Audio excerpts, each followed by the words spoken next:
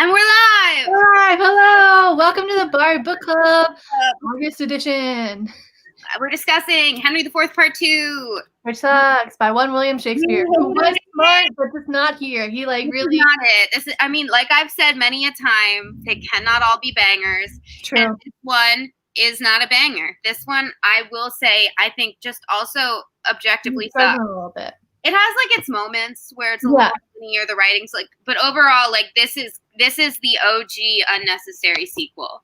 Like it walked so that Through the Looking Glass could run as an unnecessary sequel, and then it like modern day Hank Green unnecessary sequels. Yeah, it was like he was so attached to it. He was like, this needs to be told. Like they need this. I think it's because no. I think it's because like he was like in good favor with Queen Elizabeth the First, and she loved plays that made her ancestors look awful because that helped with her legitimacy on the throne, because she had no legitimacy. Mary Queen of Scots deserved that crown.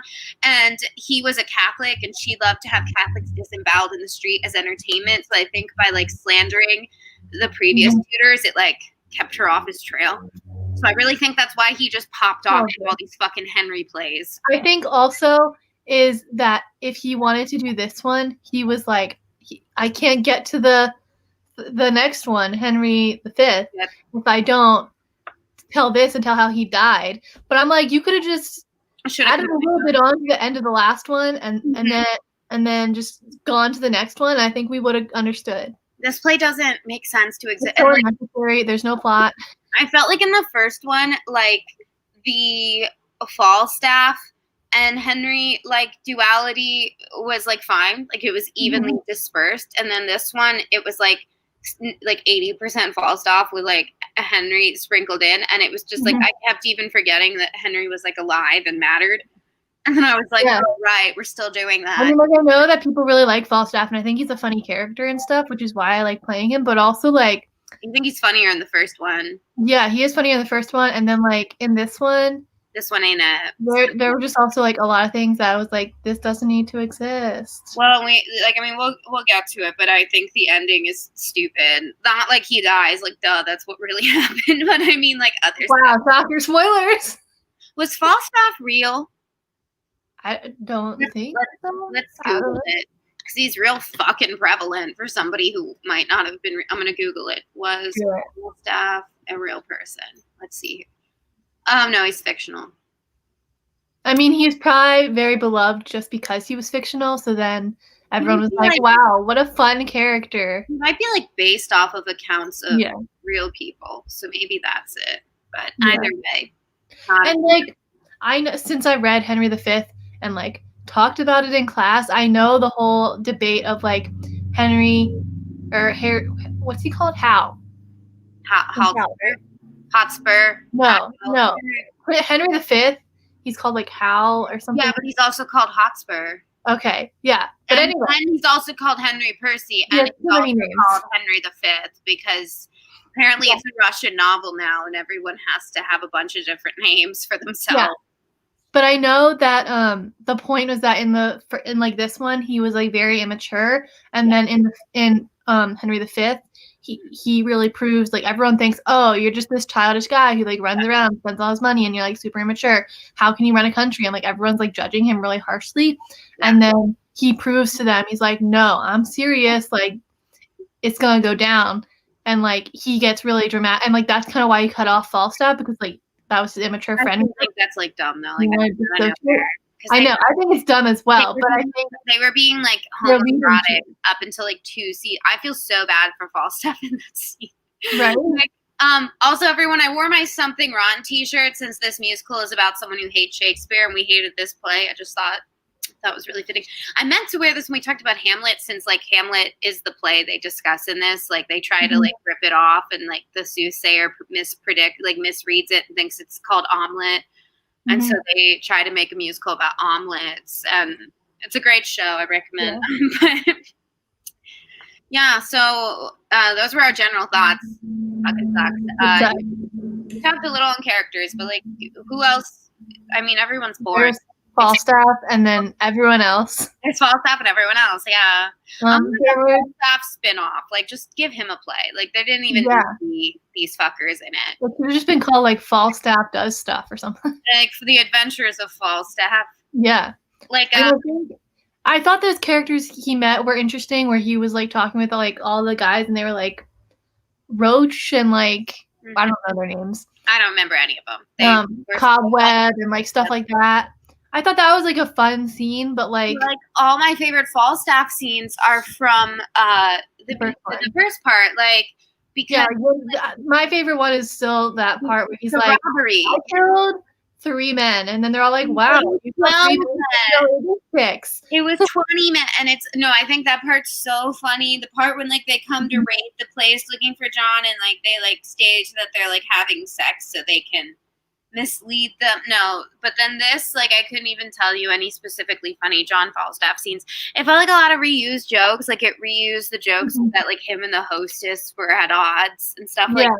It was like, we get it. They don't like each other. It was like, I wonder if like he made a lot of money off this. If like this was a cash grab. I know. What was it from? But there was like something. Oh, I think it was from the play I Hate Shakespeare that I was gonna do last spring for school. There's a play called I Hate Shakespeare? Yeah. Okay. It's called I Hate Shakespeare, and it goes through like a bunch of different plays and like makes a ton of references about like because there's this guy in the audience and he's called Unhappy Person, and he's like, Shakespeare's stupid, and then the guy who plays Hamlet is like, no, it's really cool, and he like goes through all the work and is like explaining to him. And it's like a super fun play. And there's this one scene where it's like Shakespeare and then like his editor, and like the editor is like, so like we need to think of some better plays here. You've had some really boring ones. Like, can we get it like another banger like Macbeth? And he's like, well, I had this one play, and he's describing I've forgotten the name now. The one where like the guy like murders the family and chops them up. I haven't read that one. Hold on. Maybe he was okay. Hold on. I'll Google it. It was like he like starts going off on like this tangent. It could not be real. I don't know. Hold on. A Shakespeare play where the guy murders his family. Macbeth is all that comes up. Okay, well basically there was like this one play. It's probably like a real play, and then he like exaggerated a bunch of stuff. Andronicus? Yes. Okay. Yes. That's where they rape the woman, and then they cut off her hands and tongue so that she can't say right down. Yeah. So like he was like, oh, and then they cut off her hand. Like he was like describing all that stuff, and it was like escalating. And like I think he probably said something about like murdering children or something. And like, because he was just like escalating how terrible it was. And the editor's like, whoa, we went too far here. Can we pull it back? I just want something like fun that people would like Macbeth. Yeah. And it was like, pretty funny. Yeah. Another play where he really fell off the wagon there when he was writing these. Another play where a family member is killed is Othello, but like I like Othello a lot. Me too. Shakespeare did love to have women brutalized in his plays because he lived when he lived, so he was still a sexist. He was just like a little less sexist than everybody. Women, good part. Women. He was a feminist for the times. Yeah. He gave women some powerful characters, which was good. He gave them some autonomy. They all usually died.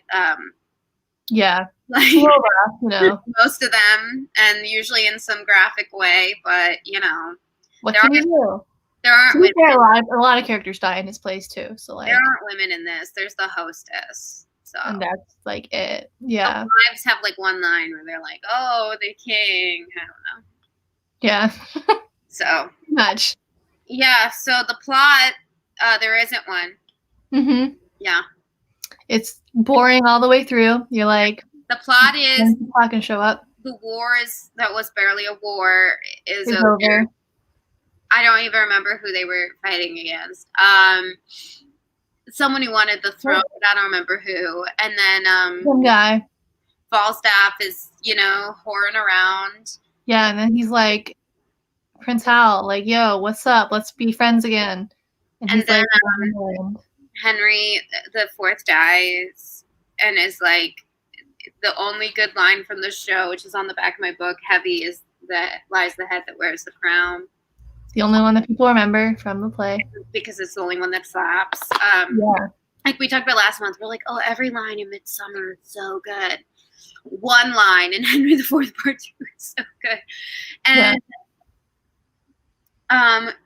Simon said, I will tickle your catastrophe. Is a good one. And then he also said, there was a hole where the plot should be. That is true. Yep. There, yeah. And it was like he had all the characters from Part 1, and he was like, what do we want them to do now? And then, like, Henry V then is king and is like, fuck you, full stop, even though they'd, like, been in love up until that moment. So, yeah. Makes a lot of sense. Their friendship. Yeah. Their homoerotic friendship just dead. Yeah. I love how we're just like, in Midsummer, we were like, oh, and this, that, and the other thing, the plot. Now we're just like, it was there, you know? Was it though? Exactly. It's like a Tarantino film. There's no plot. Not really. No, it's true though. At least Shakespeare wasn't best friends with a child sex trafficker like Tarantino, so you know. Look where for the bare necessities when it comes to male director. I mean, I always wonder how these plays look too, because they didn't really have directors back then. Like the playwright just made the play, and the players just guessed at how to do it. Well, especially I feel like with Shakespeare, he gives so little of like direction, especially when you compare it to like enter Sir John alone. Like that's it. Thank you so much. To be fair, in the 3 playwriting classes I've had so far this semester, she's talked about how you want to give room for the actor to like do whatever he wants with the character. Yeah, it's not like a screenplay where you gotta be more descriptive. Like she said, it's like since it's a very collaborative process, you want to give like as minimal direction as possible. That way, like they can also do their thing with it, which is really cool because like we started writing and I was like, you know, I don't have to worry about anything other than what the characters are saying. I have heard though, like, and I don't know what your experience was with this when you directed Taming of the Shrew. The ADHD is strong today. That's why I'm not sitting still. Sorry, everyone. It's also not helping that we're talking about the most boring play. But I have heard from other people that it's hard to direct, like, to stage Shakespeare because he literally doesn't even say, like, what part of the fucking stage people enter from. He just says they enter. And so when you're trying to, like, visually place his plays, especially since, like, plays like Merchant of Venice take place in, like, a billion different places, it's hard to, like, physically stage it. Yeah, with directing Tots, it was really a time when you just kind of, I picked places for things to happen. So like for, it was like Padua was like the back of the stage, and then like where Petruchio came from was like up the stairs. So like whenever she entered, it was from the top of the stairs, and then when they were going to his house, they went up the stairs, and like when like that was like kind of going up and down, that was their entrance. And then like I had like 2 sets and then like the center of the stage, and then I just tried to like, I limited the number of places they could be. They were like either in the dad's house, the like pop shop, which there were a lot of scenes where it was like a road, and I was like, okay, we're gonna either put this here or we're gonna put it in the middle of nowhere. So like it was a ton. And then like you could also like add like a prop, and then it was like a new place. So like we added the table, and then suddenly it was inside Petruchio's house. So it was like kind of rough because like you had to figure out what you wanted. Yeah, that's what I've heard is that it's not the easiest types of plays to stage. But also like back then, it wasn't like there was a backstage. There was just on the stage and not on the stage. And it's not like there were like endless elaborate costumes or costume changes, because most Shakespeare plays took place during his, like almost all of them either took place in his time, and the ones who didn't, like this, took place like a bit before the time. So they would just like wear their regular clothes, and the only difference is like the ones being women would like wear a wig and like over the top makeup, because that's apparently how they thought being a woman worked. Yeah. I mean, that's like what people do on TikTok. Like the guys on TikTok, they put a towel on. Like, I'm a woman. So much. Girls will be out here in full goddamn cosplay, or like at least putting on a hat and a hood. No, men who just put a towel on to say, "Oh, I'm a woman." Now, at least like the guy who pretends to be Annabelle, the doll, he puts on like a long like red shirt and like twists it to look like it's in 2 braids. That's fine. Like, but effort. but effort white men. Just a little bit of effort. Just the draping a towel over their head. They're just literally like, I'm a woman now. And it's like, That is what they're like. And it's annoying. It's annoying as hell. And that's also, I'm going to guess how Shakespearean times went. Like in, I'm guessing too, yeah. Like in the Midsummer movie we watched, how Chris Rockwell's character was just in like a cheap dress and a wig. And then he took the wig off and it was like, ooh. Like, what are you doing? He's like, I'm acting. Learn about it. I always wonder if like they did act ridiculous when they played the women. You know what I mean? Probably. Like I think the cry at least accentuated. I always wonder, I imagine especially in the comedies, or like this where the only woman is really comedic relief, but I wonder like in Macbeth, like was the guy playing Lady Macbeth like giving his all? Maybe they like knew who was gay in the group and was like, you be the woman, and that's not okay, but like I'm sure most theater actors back then were gay. I mean, Shakespeare was bi, so like sure there was a lot of like in the group, and because I imagine like back then the heterosexual men would have, I mean men now would have an issue with you asking them to, like everyone acts like when men dress in drag, like men who are straight dress like when like how the mom in Hairspray is played by a guy, which is stupid. Everyone acts like they're so brave because they like put on a dress. Everyone's like, oh my God. So I wonder, you know, I would imagine back then that like men would have been so loath to have to play the woman. And I know like in some stuff, like in Midsummer, like in the troupe, like playing the woman was seen as like the lesser thing to play. Mm-hmm. I think the only woman I would imagine they wouldn't have a ton of issue like with their manhood playing as Lady Macbeth. And that's just like she's got like the masculine energy of like, let's murder.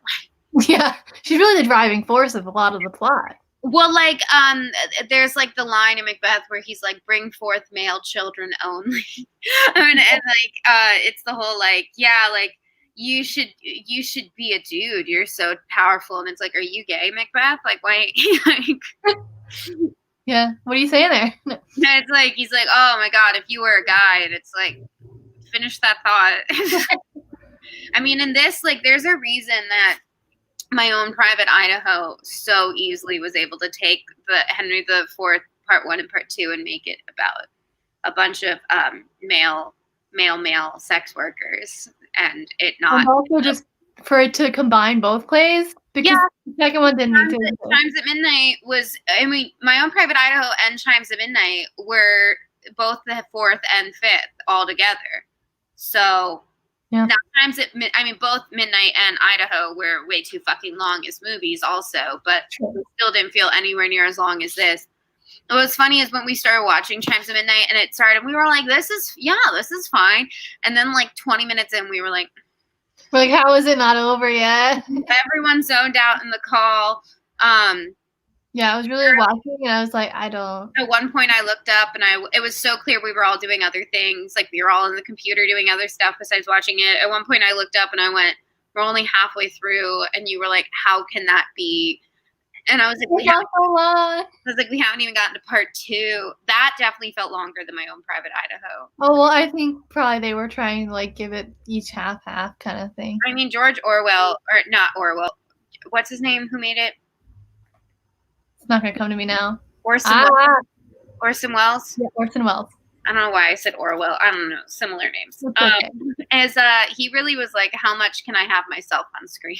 Like, I mean, yeah. Like literally, he's like the main character and everything. He's like that guy who casts himself as the lead, you know. I mean, it just guys cast themselves as the male. I mean, like I love Taika Waititi, but he also is like, how about I'm the lead? And it's like, you don't see Greta Gerwig doing that. He's always like the fun side character that you really like. He's still like kind of like in JoJo, he's the adult lead, like and like I was just saying, it's not like you see Greta Gerwig do that. Yeah. She's also an actress, and she's not like, I'll be the mom in Little Women. Like, it's true. I'll be the mom in Lady Bird. Like, but yeah, Orson Welles was really like, you know who should play Paul Stop Me? And it was hard for me to take it seriously because he just looked like Santa. Like he just looked like Santa. He looked like the Santa from Miracle on 34th Street. And I was like, I can't take anything he's saying seriously because it just looks like Santa. Okay, let's go back to Sorry. we're not at the movie yet. I just wanted to say how much it was No, dumb. I agree. Do we Theme. want to talk about the themes? What were they? I don't know. Boring. Let's Google. Hold on. We're so prepared for tonight's lunch. Usually we have notes, and now we're just like, it sucked. Okay, lies, honesty, morality. I mean, I suppose. Where was any of that? It opens with a monologue for personifying rumor. I think a theme of this play, like I actually think this is backstabbing of like betrayal. Oh, yeah. Because like Henry Percy / Henry / Hotspur / Hal, that guy, he like betrays his dad by like taking the crown preemptively, like, well, let's just assume you're gonna die, and like betraying like this sacred act of the natural transition of power, especially after they had just fought a war to get the crown in the family. And then at the end, then Hal just straight up betrays another person, which is Falstaff, and basically like rejects poor people and fun and youthfulness and his best friend. And it's like, heavy lies the head that wears the crown. But it's like, is it though, or is it just fucking arrogant? Also, I think kind of building on that is the idea that of like the right to the throne, because I feel like a lot of this play deals with like who there is no right to the throne. Yeah. It's like that Game of Thrones thing. The person who doesn't want to rule is the person fit to rule, because like it's like that thing that like to want to be the president of the United States, you are low key a sociopath. Because can you imagine like you yourself as an adult, like you become 35 and you're like, you know who I think is the best living human in this country to be in charge of everyone in the country, to have the nuclear codes, to be one of the major world powers. Everything comes down to my say in an almost king-like manner. I think that should be me. I think like, because I barely think that when you and I run this book club, I am like, wow, Bridget and I really just thought we should be in charge. When I do the live movie readings and I'm just like, Bridget is always the lead, I'm like, wow, I really just decided to take executive action. And even that I questioned. So then I mean, like even when I was like directing Caming the Shrew, I was like, this was a choice to take on. I really said me. And I think like definitely men are easier to be like me, because like again, look at Hollywood, look at the fact that all the presidents have been men, and so like there were more kings than queens in Western history. But like I know Shakespeare had issue with like divine rule, because again, for anyone who forgot, kings and queens in the Western world, I'm not super familiar in how it went other places, but in the Western world, I mean, a child was told from birth that they had been chosen by God to rule and that they were above everyone, which is, again, how sociopaths think. If you have like antisocial personality disorder, that literally means like you don't feel empathy and you have to like learn to see other human beings as human beings. So like, I don't think kings and queens were actively trying to learn that. I think they were like, well, I'm rich and I'm pretty sure God wanted me to rule, which makes no sense because Jesus was trying to like take down the Roman Empire. But so yeah, I think even though Shakespeare probably wrote this to like appease Queen Elizabeth, I feel like he probably slipped in there how stupid the transition of power is, because and I feel like she wasn't very smart, because look at everything she did. She's an idiot. And she wasn't. She's dead now. I don't know if y'all knew.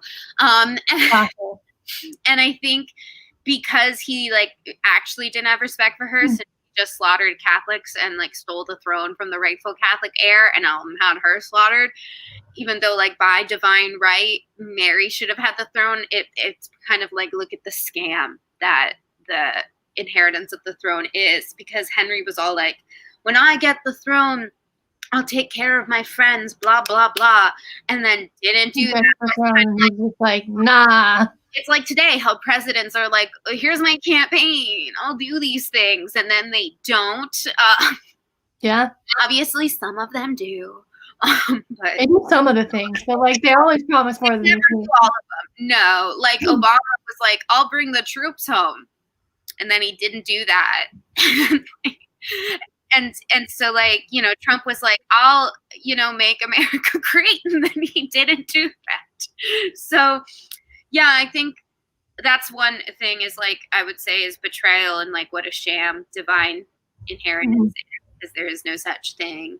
So like the head that lies the crown is almost like a satirical statement now in retrospect. So that's a brilliant line. Couldn't even tell you any of the other ones that are said in this. I don't know. Random page. Let's see here. I think also the idea of like disease was prevalent in it, because like prevalent disease. Oh yeah. Because like it's just like strewn with like ideas of like people being sick and like. I'm not gonna lie. Like Henry dies. King Henry dies. I'm not gonna lie. I do think the opening line slaps a bit with the "Open your ears, for which of you will stop the vent of hearing when Lord Rumor speaks." That's not as good as "Full of vexation, I come with complaint," because it is solid. It is hard to beat that. It's my Instagram bio. I'm gonna get it tattooed on me at some point probably, because I just really resonated with that. And like the fact that, I mean, I do feel like this is like a bit obnoxiously on the nose having Rumor come say this. And here's what I don't understand is the stage directions are enter Rumor painted full of tongues. What does that mean? I don't know. See, I have like strange like hieroglyphics painted on him, or just actual tongues. What does it mean? Because usually they say you're speaking in tongues, but he's speaking in English. So what does that mean? Wearing a costume covered with painted tongues is what it says on like tongues. That's what it looks like. Costume covered with painted tongues. Here, I'll look up a picture. Hold on, I guess that's because. Watch us Google what we should have Googled beforehand in real time. I think it just means that there's a lot of tongues. Hold on. I'm looking it up. Painted in tongues. All right. First of all, I typed that in, and what came up was Joker costumes. So hold on. That's not what we want at all. Yeah, the Joker design was inspired heavily by everything. Oh shit. Yeah, that is. Yeah. Hold on. Let's see. Can I share my screen? I don't know how to do that. Here's a picture. Yeah. Look at that. Wow. That was a choice. That is a choice, and it was the wrong one.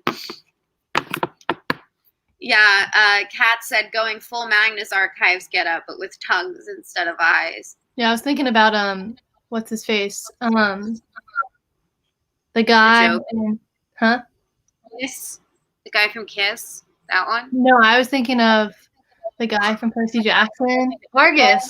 Who has all the eyes all over his body. I was thinking about that. I was just thinking of like how like the guy from Kiss, his thing was he had a long tongue. Yeah, that's true. Yeah. I have a very. I mean, you must have been something with all those tongues on his costume. I have an abnormally short tongue. Fun fact. I can't stick it out very far. It's tied, and they fix that. I can't do it. We're giving such a I'm like a professional writer with an English degree, and I'm just like my tongue is short. Shakespeare. I'm also an English degree. We're just like have all these qualifications for ourselves, and then we're just like Shakespeare. Shakespeare was smart, but not in this play.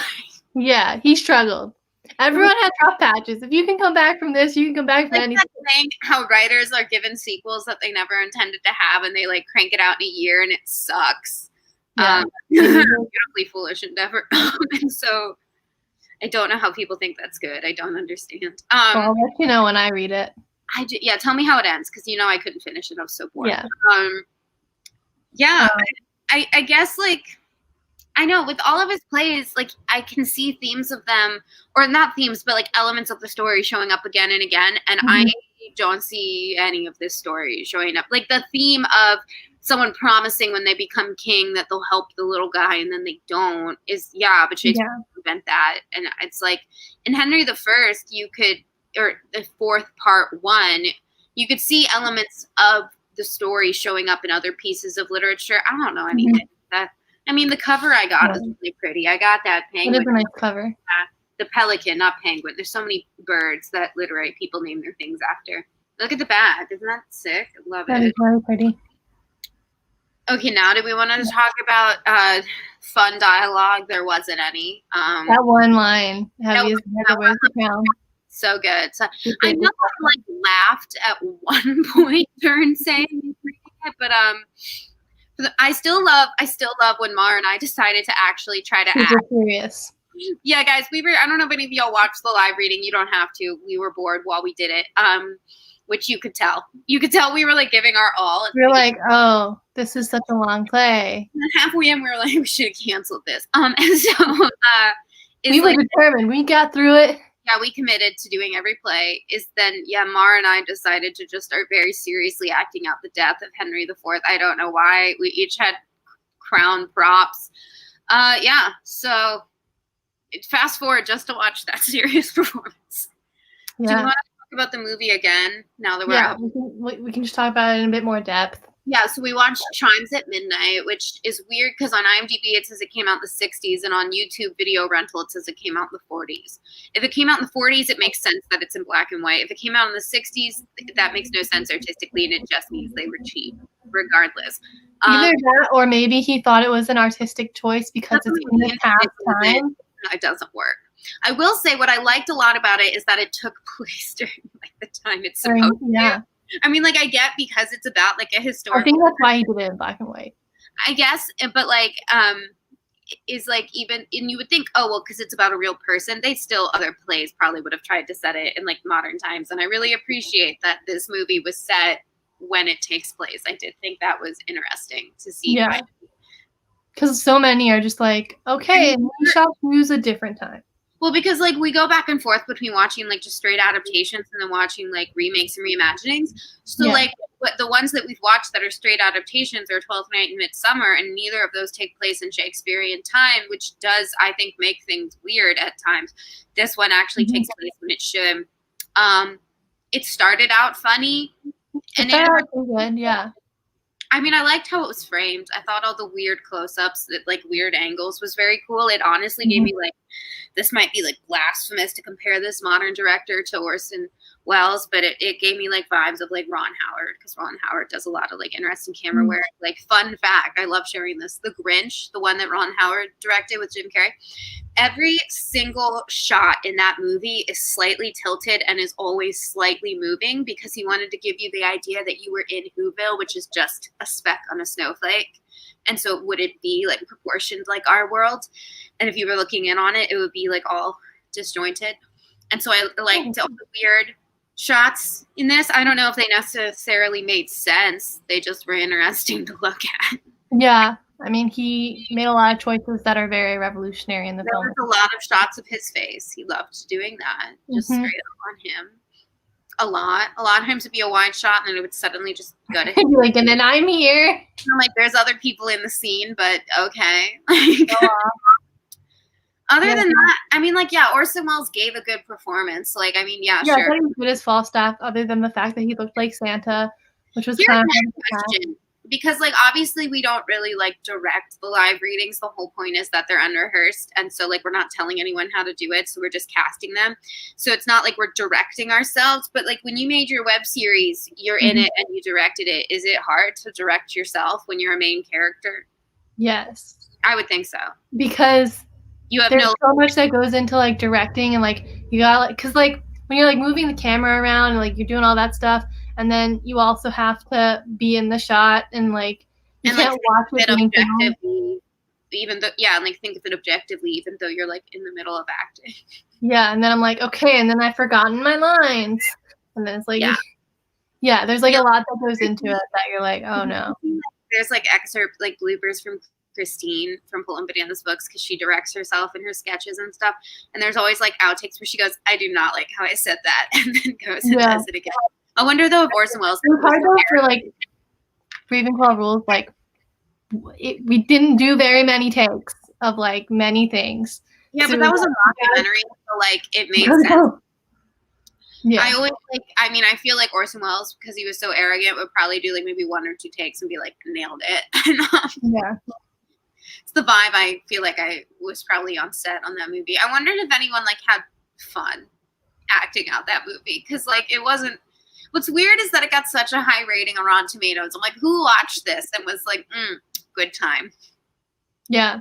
What else has he made that he's known for? He made Citizen Kane, which is very good, but like I've seen it too many times now. I already know, like, I know what The Thing is. I know what Rosebud is because Family Guy has a joke. And that's how I know. And I'm like, well, I already know. No point now. No point. It was a well done film, and it was like very revolutionary for the time. I'm not a person, so I remember when I watched it for the first time. We my teacher, every day we would be watching it. He would come. How many days did it take you to watch? Well, I first watched it in high school for my what?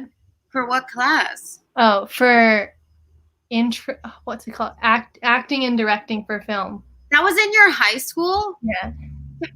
You went to some privileged we didn't have shit in my high school. We had like an acting class that had that might have been like the first year they had it or something, but like no, I graduated like almost 10 years ago, and there to this day there is nothing like that in my school. Yeah, no, it was a cool class. But like whenever so we watched it over the course of several days, and like every day we'd come in, like the main character, his name is Charles Foster Kane, and my teacher would come in, he'd go, Charles Foster Kane. Yeah, if I never see it, I'll probably never watch it. They say it like that in the film. They're like, they repeat it a lot. I'm probably never gonna watch it in my life because I'm not a film student and I never was, and I don't aim to. I'll watch horror movies. We watched a lot of good films in that class. It was a good time.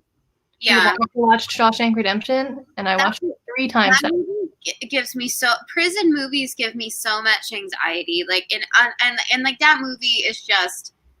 There's a lot in that movie like I don't need to see, like I also and it's Stephen King, so it's got those racist undertones. It's like the black guy was just not thriving in prison until the white guy who didn't commit a crime comes along and is like, don't worry, black man who committed almost no crime. And it's like you keep expecting it. Maybe I kept expecting it to like maybe comment on the racist system that like put a kid who held up a like mini mart when he was a teenager in jail for life, and then it didn't, and I was like, okay, well, interesting. It also just, I don't know, it makes me so anxious. Also, like, how to get the poster back up after that doesn't track, that he was able to do that. I know that movie, so cannot relate. I mean, it's a good movie. I also just, I don't know, I have trouble believing that tunnel got made that quickly. Like, I know it took him years. But like he had a little thing, and I don't know. It doesn't track for me, but yeah, I like the end shot of them on the beach. I think that's a really nice thing of them walking up to each other and the rock and everything. It is nice. I do like the ending. It's just takes a long time to get there. It's a little long, but it's like based on a short story, so it's like true. My favorite Stephen King short story movie is 1408, and then In the Tall Grass, but that's written with his son. I haven't read it. 1408's one of his old stories that has like no racism or hebephilia in it, so it's very refreshing because you're like, no, it's just a guy. Crazy. It's amazing. Yeah, so Austin said, what kind of high school is this? I don't know. My high school had some stuff. Connecticut high school. That's what they got going on over there. Some bougie high school where you actually get to have a real education. It's a public high school, I will say. I mean, my high school, though, like, we were the kind of high school where you still had to take a fucking computer class to, like, learn how to type. And I was like... we did that in elementary school, but then they went away. I remember going to class and, like, having to type, and my mom was like, you got to type in the right way. Because she didn't like to type. I'm faster than she is now. To this day, I'm the only one of my siblings that types correctly, and I just taught myself because I'm a writer, and I wanted to get my writing done quicker, and so I just learned to type. And then... have you taken the writing test online to see how fast you type?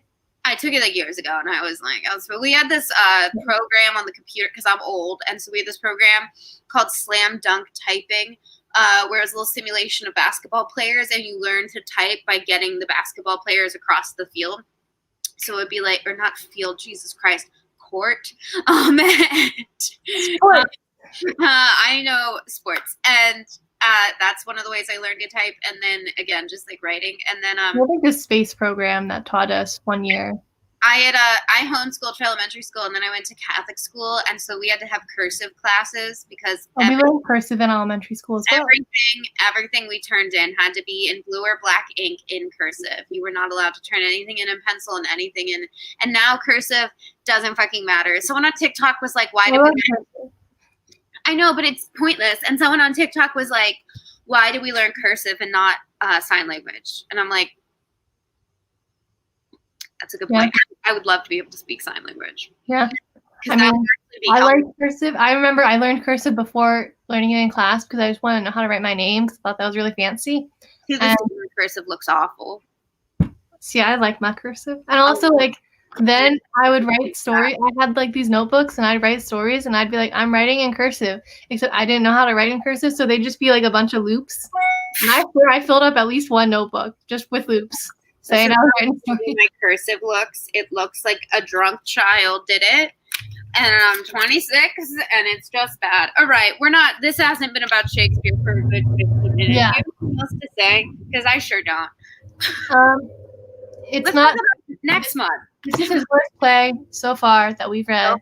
So next month, we're going to read something good. We're going to read The Taming of the Shrew, Bridget's favorite play. We're going to be watching Kiss Me Kate, the musical. Mm-hmm.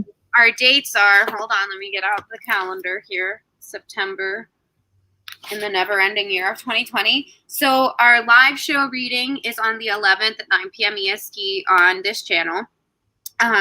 Our movie night is 8 p.m. on the 18th, also EST, and we're watching Kiss Me Kate, the original. And then our discussion of this is on the 25th at 8 p.m. That's also David's birthday, so exciting. All of it's EST. And of course, follow us on Instagram and Twitter at @bard_book, where we update and talk about what we're reading and everything. And give some thoughts, yeah. Oh, if you want to, I meant to discuss this with you. I thought, like, if we wanted, like, more cast people, we could always ask that they, like, send us, like, a video of, like, 15 or 30 seconds of them, like, reading some lines to, like, prove that you can read out loud in a Shakespeare setting. What a concept. Not everyone can. But yeah, so if you're interested in being in Taming of the Shrew, because as we know, Shakespeare has too many characters in his plays. DM us on Instagram or Twitter, and then like send us a little clip of you reading a line or two. It doesn't have to be from this play; it can be from something. Yeah, just don't paragraph. The second part too. If you read from this, we're automatically going to say no. You can't be in it. Just read a paragraph of something. If you your favorites, and if you know to prove you can read. I meant to say to prove you can like read Shakespeare in a like theater setting. Yeah. Because you know that's not easy to do. It's a little rough, you know, reading it on the go. On the go without any rehearsal because we never rehearse. We're just like, okay, and let's get ready, go. Unauthorized, let's go. And then also next month in the other live reading, we're doing Juno on. Hold on, let me pull this back out. On the 19th at 9 p.m. EST on my channel, we're going to be reading Juno, and it's a crossover of a lot of the same cast from Bard Book Club to the Theater But Better troupe. Shut up, guys, in the comments. So anyway, that's it, I think. Thanks for watching. Just remember, read Henry IV Part 2. Good job. Uneasy lies the head that wears the crown. And Taming of the Shrew. Woo! So thanks for watching, and we'll see you guys next time. We'll see you next time. Bye! Shakespeare was smart.